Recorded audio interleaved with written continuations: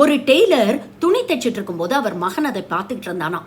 புது துணியை எடுத்து பக்கத்திலே இருந்த பளபளப்பான புதிய கத்திரிக்கோலை எடுத்து அந்த துணியை வெட்டினாராம். வெட்டினதுக்கு அப்புறம் அந்த கத்திரிக்கோலை கால் கிட்ட போட்டுட்டு ஊசி நூல் எடுத்து அந்த துணியை தைச்சு முடிச்சாராம். தைச்சு முடிச்சதுக்கு அப்புறம் அந்த ஊசியை தன்னுடைய தொப்பியில பத்திரப்படுத்தி வச்சாராம். இதை பார்த்த மகன் கேட்டானா, அப்பா, கத்திரிக்கோல் புதுசு, பளபளப்பா இருக்கு, விலை மதிப்பு மிக்கது, அதை அலட்சியமா கால் கிட்ட போட்டுட்டீங்க, ஆனா சின்னதான மணிவான ஊசிய இப்படி பத்திரப்படுத்தி வைக்கிறீங்களேன்னு. அதற்கு அந்த தந்தை சொன்னாராம், கத்திரிக்கோல் பெருசு, அழகா இருக்கு, மதிப்பு மிக்கதுதான், ஆனா அது செய்யக்கூடிய செயல் வெட்டுவது, பிரிப்பது. ஆனா சின்னதா இருந்தாலும் மலிவா இருந்தாலும் ஊசி செய்யக்கூடிய செயல் சேர்ப்பது. ஒரு மனிதனுடைய மதிப்பு அவன் செய்யக்கூடிய செயல்ல தான் இருக்கே தவிர அவன் உருவத்தில் இல்லை அப்படின்னு சொன்னாராம். நல்லதையே செய்வோம், நல்லபடியாக வாழ்வோம். இந்த நாள் இனிய நாளாக அமைய வாழ்த்துக்கள்.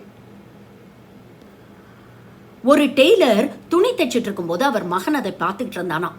புது துணியை எடுத்து பக்கத்திலே இருந்த பளபளப்பான புதிய கத்திரிக்கோலை எடுத்து அந்த துணியை வெட்டினாராம். வெட்டினதுக்கு அப்புறம் அந்த கத்திரிக்கோலை கால் கிட்ட போட்டுட்டு ஊசி நூல் எடுத்து அந்த துணியை தைச்சு முடிச்சாராம். தைச்சு முடிச்சதுக்கு அப்புறம் அந்த ஊசியை தன்னுடைய தொப்பியில பத்திரப்படுத்தி வச்சாராம். இதை பார்த்த மகன் கேட்டானா, அப்பா, கத்திரிக்கோல் புதுசு, பளபளப்பா இருக்கு, விலை மதிப்பு மிக்கது, அதை அலட்சியமா கால் கிட்ட போட்டுட்டீங்க, ஆனா சின்னதான மணிவான ஊசிய இப்படி பத்திரப்படுத்தி வைக்கிறீங்களேன்னு. அதற்கு அந்த தந்தை சொன்னாராம், கத்திரிக்கோல் பெருசு, அழகா இருக்கு, மதிப்பு மிக்கதுதான், ஆனா அது செய்யக்கூடிய செயல் வெட்டுவது, பிரிப்பது. ஆனா சின்னதா இருந்தாலும் மலிவா இருந்தாலும் ஊசி செய்யக்கூடிய செயல் சேர்ப்பது.